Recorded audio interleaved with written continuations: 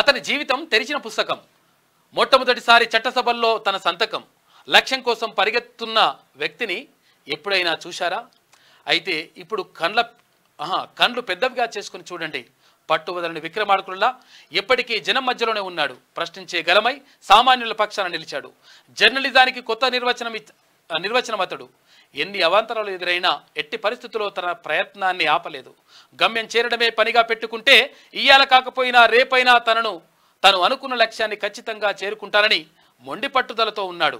ఎవరు ఎన్ని విమర్శలు చేసినా, గత ప్రభుత్వం జైలు గోడల మధ్య నిర్బంధించినా ఎక్కడా తలొగ్గలేదు. రాజకీయాలతోనే ప్రజల తలరాతలు మారుతాయన్న బలమైన నమ్మకమే అతన్ని ఇయ్యాల ఇంత స్థాయిలో నిలబెట్టింది. అందుకే ఎంత కిందకు కొడితే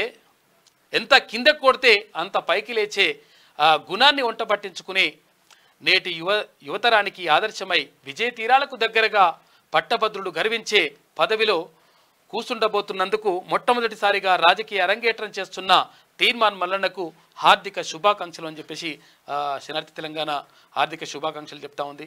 నిజంగా అన్న కంగ్రాచులేషన్స్. నిజంగా కూడా ఇవాళ ఎమ్మెల్సీగా ప్రమాణం చేస్తున్నందుకు అంటే ఇక్కడ ప్రేక్షకుల తరఫున, తర్వాత అభిమానుల తరఫున, తీర్మాన్ మల్లన్న అభిమానుల తరఫున మీకు శుభాకాంక్షలు.